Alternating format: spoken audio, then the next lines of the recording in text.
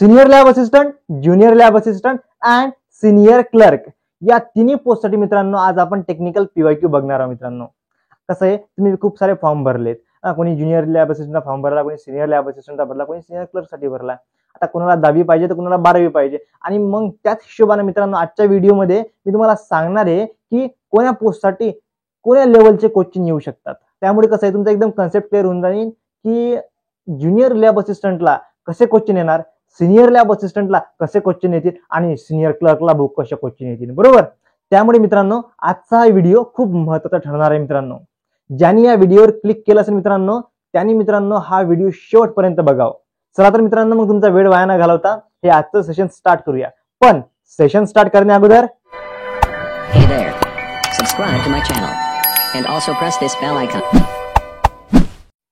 नमस्कार विद्यार्थी मित्रांनो, स्वागत आहे आपल्या चॅनल मध्ये ज्याचं नाव आहे विजन 24/7, जो देईल साथ संघर्षापासून यशापर्यंत. चला तर मित्रांनो आजचं सेशन लवकरात लवकर स्टार्ट करूया. पण ज्याने अजूनही चॅनलला सबस्क्राईब केलं नसेल मित्रांनो, जे नवीन असतील त्यांनी या चॅनलला सबस्क्राईब करा, जे जुने असतील त्यांनी या व्हिडिओला लाईक करा आणि शेअर करा. चला तर मित्रांनो आपण पहिला पीवायक्यू बघूया. तर काय आहे पहिला पीवायक्यू बघा रे.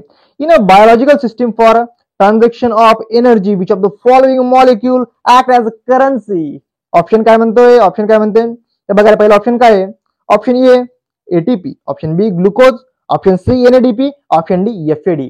बघा रे आपण काय करू आता, सगळ्यात आधी या सगळ्या एमसीक्यूज ना विश्लेषण करून टाकू. बरोबर. म्हणजे तुम्हाला जसं विश्लेषण होऊन जाईल तसं तुम्हाला समजून जाईल भाऊ की आन्सर काय असणार आहे. बरोबर. बघा रे काय म्हणतो सगळ्यात एपीडी बघू आपण सगळ्यात आधी. बघा रे तर एपीडी म्हणजे काय, तर फ्लेविन ॲडेनिन डायन्यूक्लियोटाइड. बरोबर. एपीडी काय, तर एपीडी एक कोएन्झाइम आहे भाऊ. आणि एफईडीचा मित्रांनो काय आहे, तर एफईडी डेरिव्हेटिव्ह आहे रायबोफ्लेविनचा. FED is a derivative of riboflavin. Sir हे रायबोफ्लेविन नाव ना सर कुठेतरी ऐकले सर, पण सर ना मला हे आठवण नाही राहिलं सर, मी कुठं ऐकलं. बरोबर, मी कुठेतरी ऐकले सर. अरे भाऊ हे जे रायबोफ्लेविन आहे ना, तुम्ही कुठं ऐकलं माहितीये का, तुम्ही ऐकलं हे विटामिन B2 बी कॉम्प्लेक्स. बरोबर.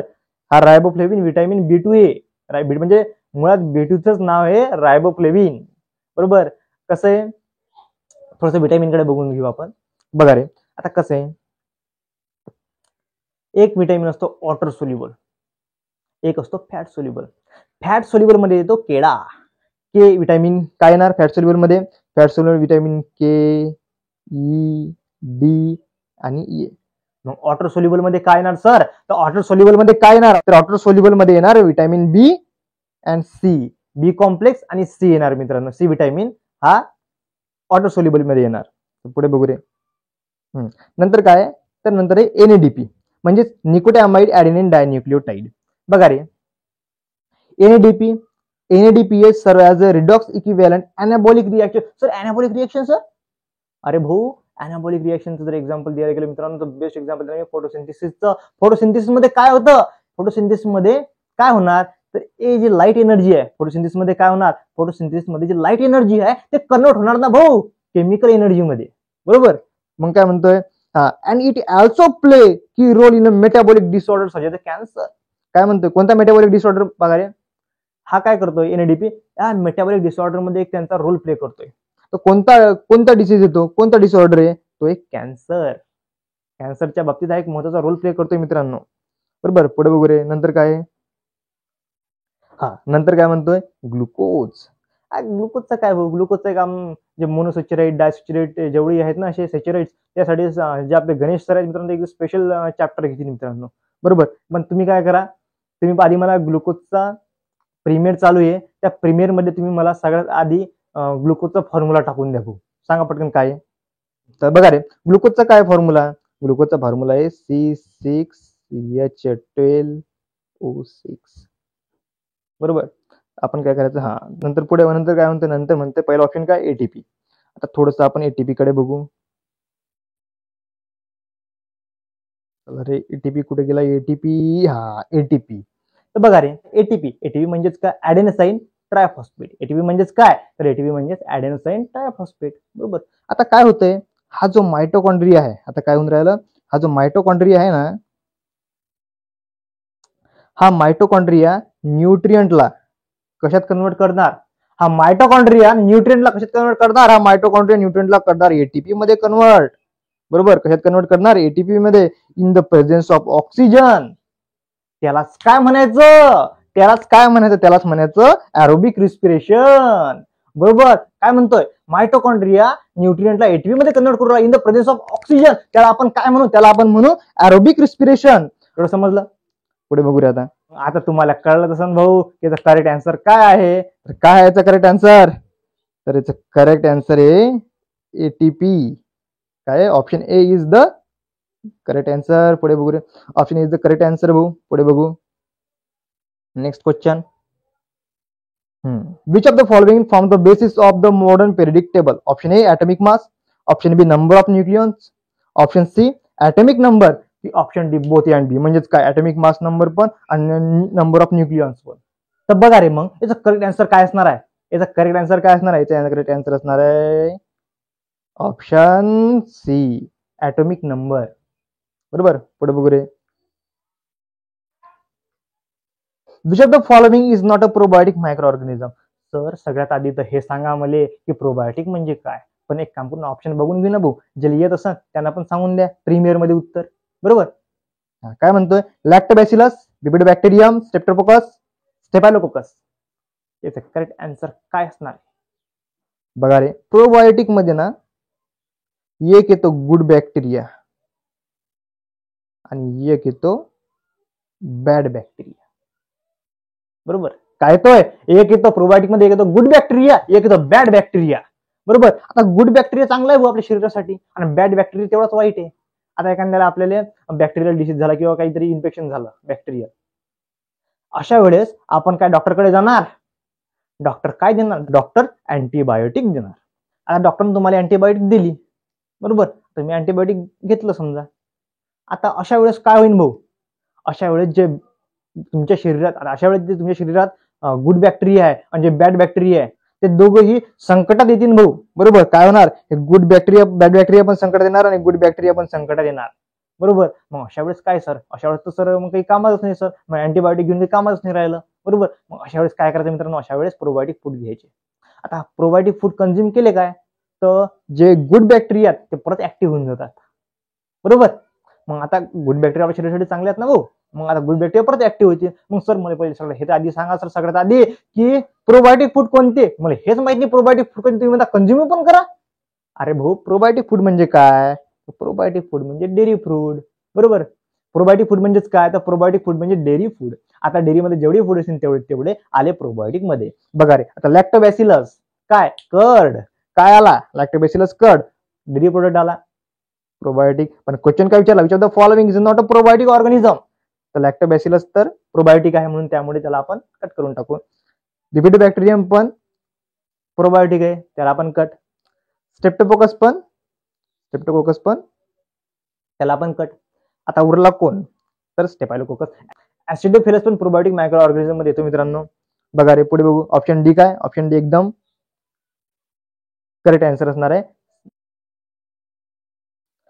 हा, डायबोरेन इज. बघा रे, थोडस इथं बघा रे, डायबोरेन काय आहे म्हणतोय.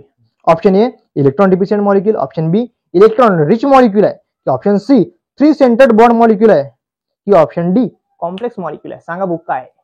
बरोबर, तर बघा रे, सगळ्यात आधी ना आपल्याला हे माहिती पाहिजे की स्ट्रक्चर काय आहे. डायबोरेनचा फॉर्म्युला काय, डायबोरेनचा फॉर्म्युला B2S6. आता आपण काय करणार, आता आपण त्याचं पुरं स्ट्रक्चर काढणार. बघा रे, हा झाला बोरॉन, झाले B2. आता H6 राहिले, H6 पण बघू, बॉन्ड घेऊ काढून आपण. हा एक बॉन्ड, इथं एक हायड्रोजन, इथे हायड्रोजन. सर जास्त हायड्रोजन झाले सर, 6वा कुठं लावणार आहे. बघा रे, हा एक, इकडे एक आणि इकडे एक. आता काय होणार, आता आपण इथे एक बॉन्ड लावू, इथे एक, म्हणजे इथे एक हायड्रोजन असणार, इथे एक हायड्रोजन आणि इथे एक हायड्रोजन. बघा रे, किती झाले, B2S6 किती हायड्रोजन, 6 हायड्रोजन. बोरॉन किती, बोरॉन 2. बघा रे, आता हा जो 1 2 3 आणि 4 हे काय आहेत? हे टर्मिनल हायड्रोजन बॉन्ड आहेत. हे जे 1 2 3 4 आहेत हे सगळे काय आहेत? हे टर्मिनल हायड्रोजन बॉन्ड आहेत. मग उरलं कोण? उरलं 5 आणि 6. उरलं कोण भाऊ? 5 आणि 6. यामध्ये कोणती बॉन्डिंग दिसणार तुम्हाला? यामध्ये तुम्हाला ब्रिज बॉन्डिंग दिसणार. बरोबर. हे जे बॉन्डिंग आहे तुम्हाला यामध्ये यालाच काय म्हणतात? याला म्हणतात ब्रिज बॉन्डिंग. बरोबर. कारण हा जो म्हणजे इथे तुम्हाला बॉन्ड दिसतोय ह्या बॉन्डला काय म्हणतात? या बॉन्डला म्हणतात ब्रिज बॉन्ड. आणि मित्रांनो यालाच बनाना बॉन्ड सुद्धा म्हणतात. बरोबर. बघा यालाच काय म्हणतात? यालाच म्हणतात बनाना बॉन्ड सुद्धा म्हणतात. पुढे बघू रे. हा डायबोरिन काय म्हणतात? बघा मी तुम्हाला नोट्स पण दिल्यात. डायबोरिन 1 2 3 4 टर्मिनल हायड्रोजन बॉन्डिंग. बरोबर आहे. ब्रिज बॉन्ड इज प्रेझेंट आहे म्हणते. बनाना बॉन्ड पण प्रेझेंट आहे. आता कसं आहे बघा रे, तुम्हाला क्वेश्चन येऊ शकतो की डायबोरिन मध्ये कोणता बॉन्ड प्रेझेंट आहे. बरोबर. त्यामध्ये तुम्हाला ब्रिज बॉन्ड दिसू शकते किंवा बनाना बॉन्ड दिसू शकते. आता ब्रिज बॉन्ड आहे किंवा ब्रिज बॉन्ड नाही आला, बनाना बॉन्ड आला तर मग कन्फ्युज नाही व्हायचं. आणि हे जे ना मी बॉन्ड सांगू राहिलो ब्रिज बॉन्ड बनाना बॉन्ड हे फक्त सिनियर लॅब असिस्टंट साठी सांगू राहिलो भाऊ. तर ज्युनियर लॅब असिस्टंट साठी कसा क्वेश्चन येऊ शकतो? ज्युनियर लॅब असिस्टंट वाल्यासाठी असा क्वेश्चन येऊ शकतो की डायबोरिनचा फॉर्म्युला कोणता आहे. बरोबर. आणि बघा रे त्यामध्ये डायबोरिन मध्ये किती हायड्रोजन प्रेझेंट आहे. बरोबर. तर त्याचं करेक्ट उत्तर काय आहे? बघा रे, option a electron deficient molecule, option b electron rich molecule, option c 3 centred bond molecule की ऑप्शन डी कॉम्प्लेक्स मॉलिक्यूल. त्याचं करेक्ट आन्सर आहे option c 3 centred bond molecule. पुढे बघू रे. बघा युनिट ऑफ एंट्रोपी इज. हा मित्रांनो हा क्वेश्चन ना junior lab assistant, senior lab assistant आणि सिनियर क्लर्क साठी पण येऊ शकतो. बरोबर. बघा रे unit of entropy is option a cm, option b kg, option c calories per degree आणि ऑप्शन डी लिटर. याचं करेक्ट उत्तर काय असणार? याचं करेक्ट उत्तर काय असणार आहे? याचं करेक्ट उत्तर असणार आहे option c calories per degree. पुढे बघू रे. चला तर मित्रांनो आता नेक्स्ट क्वेश्चन बघूया. तर बघा नेक्स्ट क्वेश्चन काय म्हणतो? Phenol react with base to form. बघा रे फेनॉल म्हणते बेस सोबत रिएक्ट झालाय तर आम्हाला काय भेटेल सर? तर बघा रे आता अशा वेळेस काय पाहिजे? अशा वेळेस आपल्याला ऍसिड आणि बेसचा कॉन्सेप्ट पूर्ण क्लिअर पाहिजे. बघा रे समजा ऍसिड रिएक्ट झाला बेस सोबत. काय म्हटलं मी? ऍसिड रिएक्ट झाला बेस सोबत तर काय भेटन? ऍसिड बेस सोबत रिएक्ट झाला तर काय भेटन?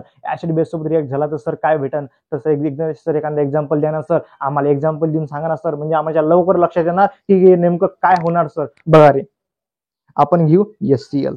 एससीएल रिएक्ट होणार NaOH सोबत. काय म्हणतो मी? SCL react. एससीएल काय ऍसिड आहे भाऊ, NaOH बेस आहे, स्ट्रॉंग ऍसिड आहे, स्ट्रॉंग बेस घेतलाय आपण. बरोबर. काय होणार? काय भेटन सर? तर बघा रे जेव्हा एससीएल ऍसिड सोबत रिएक्ट होईल तेव्हा आपल्याला काय भेटणार? आपल्याला भेटन NaCl प्लस काय भेटन? H2. म्हणजे काय भेटलं आपल्याला? आपल्याला भेटलं सॉल्ट भेटलं, आपल्याला ऑर्डर भेटलं. मग सर हे तर सर ऍसिड बद्दल झाले हो सर. पहिले तर आम्हाला सगळ्यात आधी हे सांगा की फेनॉल ऍसिड आहे की बेस आहे. बरोबर. तर बघा रे फेनॉल ऍसिड आहे. मग आता सांगा याचं उत्तर काय असणार आहे? तर बघा रे phenol react with base to form काय होणार सर? सॉल्ट पण तयार होणार सर, वॉटर पण तयार होणार. कारण फेनॉल तुम्ही सांगितलंय आम्हाला की फेनॉल काय ऍसिड आहे आणि ऍसिड बेस सोबत रिएक्ट झाल्यावर नेहमी सॉल्ट आणि वॉटर भेटतोय. मग काय याचं करेक्ट आन्सर असणार आहे? Option a H2O, option b salt, option c both a and b की नॉन ऑफ द अबो. याचं करेक्ट आन्सर काय असणार आहे? याचं करेक्ट आन्सर असणार आहे option c both a and b. Salt पण भेटन भाऊ आणि वॉटर पण भेटन. पुढे बघू. नेक्स्ट क्वेश्चन आहे which element related to carbon family. बघा रे तर बघा रे इथे मी पेरियोडिक टेबल घेतलाय. काय म्हणतो क्वेश्चन? खालीलपैकी कार्बन फॅमिलीचा म्हणते कोणता रिलेटिव्ह आहे म्हणते, कोणता नातेवाईक आहे म्हणते. तर बघा रे कार्बन. आता कार्बन फॅमिली बघू आपण. कार्बन, सिलिकॉन, जर्मेनियम, टीन आणि लीड. बरोबर. आता यापैकी ऑप्शन मध्ये काय आहे? बघा रे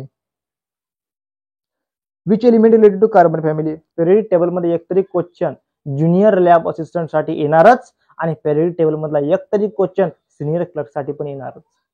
बरोबर. आणि हा जो क्वेश्चन आहे मित्रांनो हा क्वेश्चन ज्युनियर लॅब असिस्टंट साठी आहे मित्रांनो. आता या क्वेश्चनचा करेक्ट आन्सर काय असणार आहे? Which element related to carbon family काय असणार आहे? पीबी असणार आहे, एन असणार आहे, Ne असणार आहे की बोथ ए अँड बी. तर बघा रे आता जो Ne आहे तो काय आहे? तो एक नोबल एलिमेंट आहे. नायट्रोजन फॅमिली वेगळी पडते. आता उरलं काय? ऑप्शन ए. मग ऑप्शन ए काय आहे सर? ऑप्शन ए एकदम बरोबर आहे सर. पुढे बघू रे. नेक्स्ट क्वेश्चन आहे, carotene is isolated from. Option a cauliflower, option b carrots, option c potato आणि option d none of this. Question म्हणतं खालीलपैकी कशापासून मित्रांनो आपल्याला कॅरोटीन भेटते. बघा रे, आता कसं आहे बघा रे, कॉलीफ्लॉवर, कॅरोट्स. आता बघा रे, तुम्हाला असं वाटत नाही का रे की हा जो कॅरोट्स आहे कॅरोटीन सोबत काहीतरी मॅच करतोय. म्हणजे काही जणांना कसं काय, काही जणांना सेन्स ऑफ ह्युमर, त्याचा कॉमन सेन्स लावून भाऊ सगळ्यांना उत्तर देऊन दिलं असेल की करेक्ट आन्सर काय असणार, करेक्ट आन्सर असणार आहे कॅरोट. बरोबर. म्हणजेच काय तर गांजरापासून काय भेटते, गांजरापासूनच कॅरोटीन भेटते. बरोबर. सिनियर लॅब असिस्टंट याच्यापेक्षा हार्ड क्वेश्चन कसा येणार. बरोबर सांगतो तुम्हाला. आता खालीपैकी अल्फा कॅरोटीनचं एक्झाम्पल कोणतं, किंवा खालीलपैकी बीटा कॅरोटीनचं एक्झाम्पल कोणतं. तर बीटा कॅरोटीनचं एक्झाम्पल कोणतं येणार आहे, हेच भाऊ गांजर, कॅरोट्स. बरोबर. आणि अल्फा कॅरोटीनचं स्वीट पोटॅटो. बरोबर. पुढे बघू रे.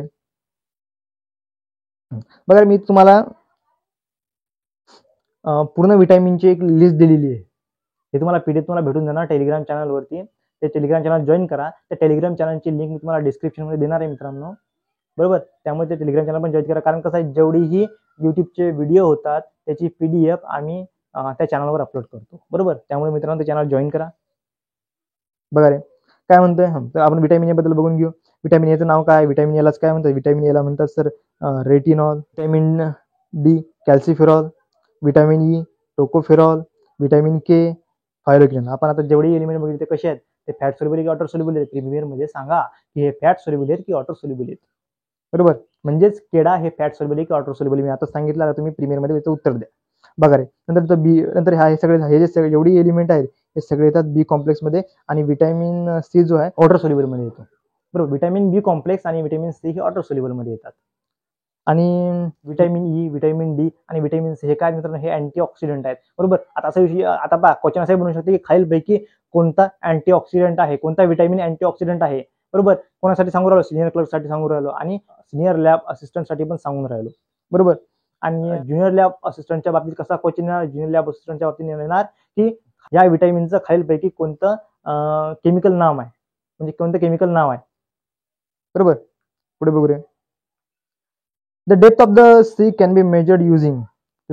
Option a sonar, option b sonography, option b holography की ऑप्शन बी मायक्रोस्कोपी. तर बघा रे, समुद्राची आपल्याला काय करायचं, समुद्राची डेप्थ मोजायची. अशा वेळेस आपण काय यूज करणार, तशा वेळेस आपण काय यूज करणार, अशा वेळेस आपण करणार ऑप्शन ए सोनार. बरोबर. काय the depth of the sea can be measured using sonar. आता सोनार मध्ये जे अल्ट्रासाऊंड आहे एक महत्वाचा रोल प्ले करतात मित्रांनो. एकदम डिटेक्ट करतात, एकदम असे डिटेक्ट करतात की याचं मेजरमेंट किती असणार आहे. बरोबर. पुढे बघू रे. इज अ मेटॉलॉइड म्हणजे आता खालीलपैकी कोणतं मेटॉलॉइड आहे. बरोबर. आता मेटॉलॉइड्स माहिती पाहिजेत आपल्याला. बरोबर.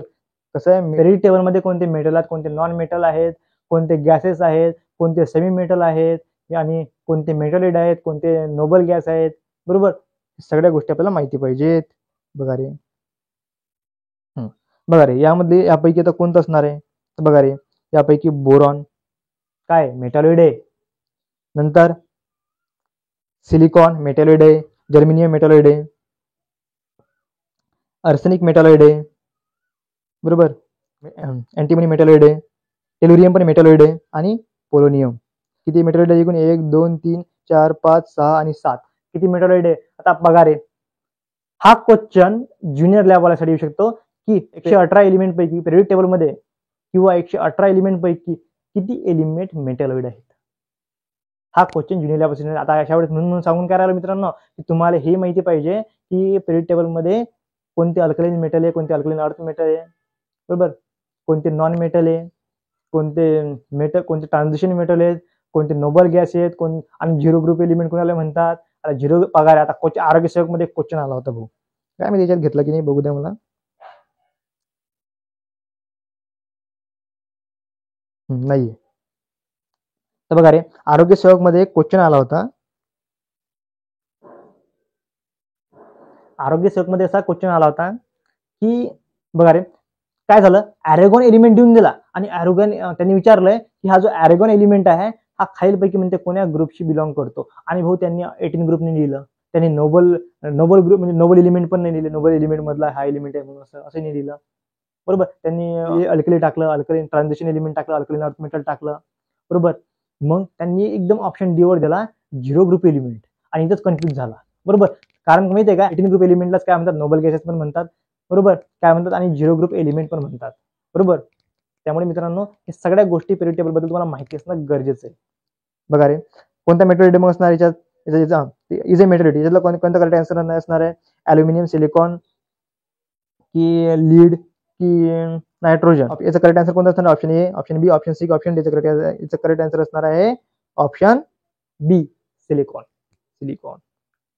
तर पुढे बघू रे, thermodynamic is the branch of science we deal with the. बघा रे हा क्वेश्चन, तर बघा रे हा क्वेश्चन मी परत रिपीट केलाय. का रिपीट केलाय, कारण मित्रांनो हाच क्वेश्चन मी खूप साऱ्या एक्झाम मध्ये परत रिपीट होताना बघितलाय. फक्त विचारण्याची जे ढंग होते थोडा वेगळा होता. आता मागच्या कसा विचारला होता की म्हणजे त्याचं पुरं स्टेटमेंट दिलं होतं समजा, पण यामध्ये तसं नाही दिलं. यामध्ये थोडंसं एकदम शॉर्ट मध्ये देऊन दिलं, सांगा म्हणते कायच्याशी आहे, बरोबर. Thermodynamics is the branch of science we deal with the study of. Option a energy transformation, option b gas transformation, option c mass transformation की यापैकी नाही म्हणते. तर बघा रे तुमच्या जर थर्मोडायनामिकचा जे लॉ आहे तो स्टेटमेंट जे आहे ते लक्षात राहत नसेल तर एक लक्षात ठेवून द्या, एक वाक्य दिमागात टाकून द्या की नैनन छिद्रंती शास्त्र आणि नैनन दहती पावक न चैनन प्रेदयंत्यापो शोषयाती मारुत. एवढंच लक्षात ठेवा की आत्मा अमर आहे भाऊ, तरी कोणी मारू शकत नाही, काही नाही, काही नाही. आत्माच्या जागी काय, एनर्जी. मग याचा करेक्ट आन्सर काय असणार, याचा करेक्ट आन्सर असणार आहे एनर्जी, बरोबर. Thermodynamics the branch of science which deal with the energy transformation. Option is correct answer. पुढे बघू. बघा रे हा क्वेश्चन ज्युनियर लॅब असिस्टंट साठी येणार, म्हणजे येण्याची शक्यता आहे. कसं, तर बघा रे which one is the responsible for the red colour of human blood.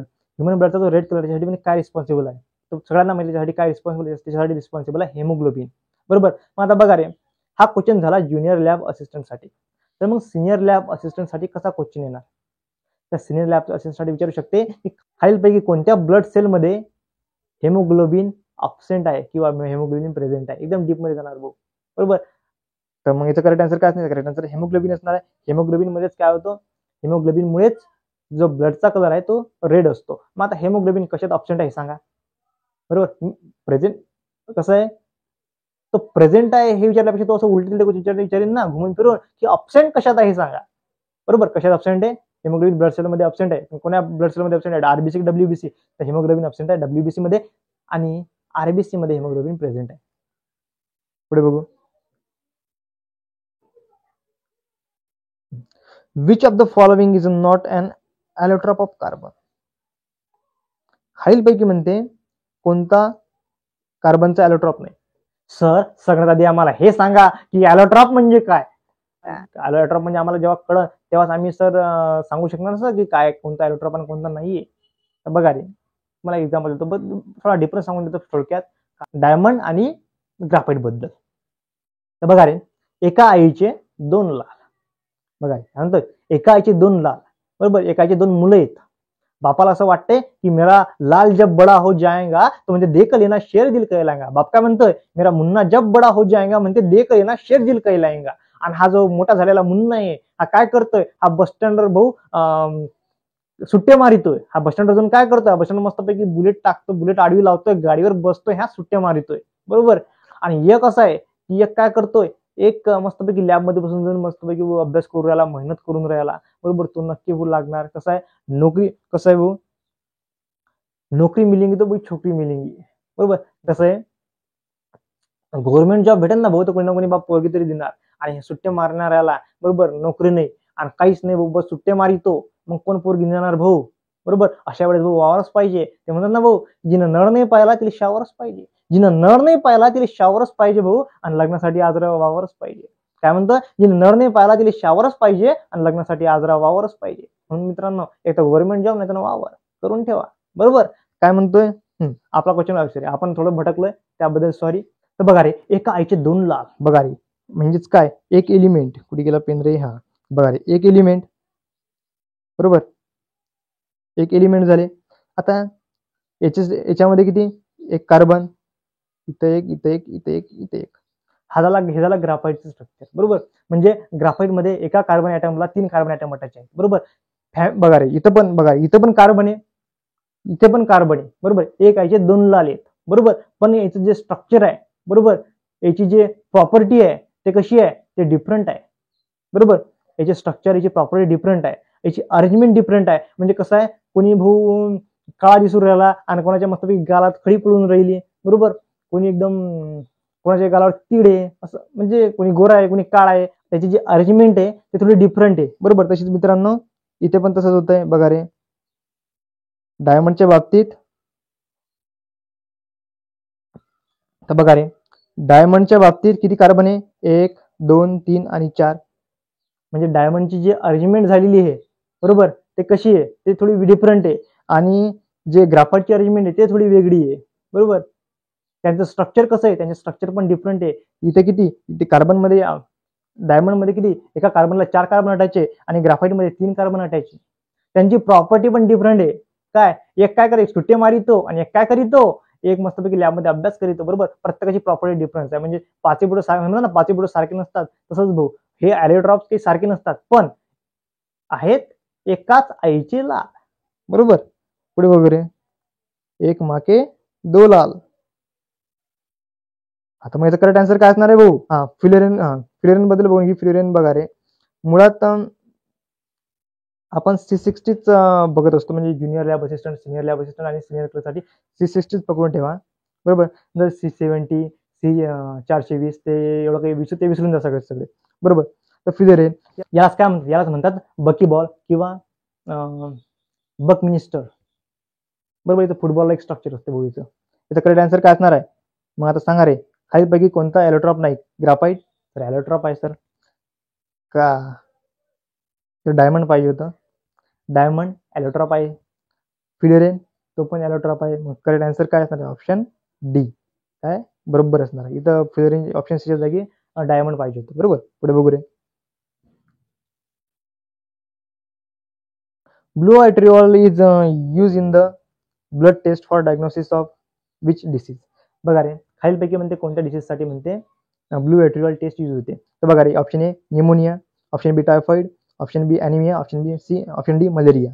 तर बघा रे, याचा करेक्ट आन्सर काय आहे? याचा करेक्ट आन्सर असणार आहे ऑप्शन सी ॲनिमिया. म्हणजे आयरनची डिफिशियन्सी असली काय तर ॲनिमिया होते. आणि मलेरिया फिमेल ॲनापोलिस मॉस्किटोमुळे होतो. म्हणजे फिमेल ॲनापोलिस मॉस्किटो चावली काय तर मलेरिया होतो. पुढे बघू रे. Which chemical is used for bleaching of the paper. खालीलपैकी म्हणते कोणता केमिकल ब्लिचिंग पेपरसाठी यूज होते म्हणते. तर बघा रे, हायड्रोजन परऑक्साईड H2O2. ज्युनियर लॅब वाल्यासाठी येऊ शकतो की हायड्रोजन परऑक्साईडचा फॉर्म्युला काय तर काय ना H2O2. आता बघितलं ॲरोगॉन कोणा ग्रुपमध्ये येणार? ॲरोगॉन येणार 18 ग्रुप एलिमेंटमध्ये. ॲरोगॉनलाच नोबल गॅस म्हणतात. ॲरोगॉनलाच काय म्हणतात? ॲरोगॉनलाच म्हणतात 0 ग्रुप एलिमेंट. तर बघा रे, अल्कोहोल OH, उरलं काय? नायट्रोजन काय आहे? Nitrogen is used for the bleaching of the paper. पुढे बघू रे. चला तर मित्रांनो, इथे आपले PYQ पण संपलेले आहेत मित्रांनो. आपण PYQ बघितले, आपण त्याचं पूर्ण विश्लेषण केलं मित्रांनो. आणि भाऊ एक्झामसाठी मी एक स्पेशल व्हिडिओ घेऊन येणार आहे मित्रांनो पूर्ण. त्यामुळे मित्रांनो त्याची पण वाट पहा मित्रांनो. म्हणजे मला जी कमेंट आली होती की एक्झामसाठी एक व्हिडिओ घेऊन या सर स्पेशल, म्हणजे एक्झाम कधी असणार आहे त्याचा व्हिडिओ मी घेऊन येणार आहे. मुळात मित्रांनो एक्झाम कधी पण येऊ, तुम्ही अभ्यास करत राहा मित्रांनो. आणि आता मित्रांनो हे डेली लेक्चर होणार आहेत मित्रांनो. कसं आहे मित्रांनो, आता सगळे टीचर याच प्लॅटफॉर्मवर येणार आहेत मित्रांनो. खूप सारे टीचर बोलावलेले आहेत मित्रांनो, फिजिक्ससाठी, बायोलॉजीसाठी आणि रिझनिंगसाठी, GS साठी, बरोबर. त्यामुळे मित्रांनो सगळं जो तुमचा कम्प्लीट सिलेबस आहे युट्यूबवरच कम्प्लीट होणार आहे मित्रांनो. त्यामुळे मित्रांनो चॅनल सबस्क्राईब करा आणि अभ्यास करीत राहा. चला तर भेटू मित्रांनो नेक्स्ट सेशनमध्ये.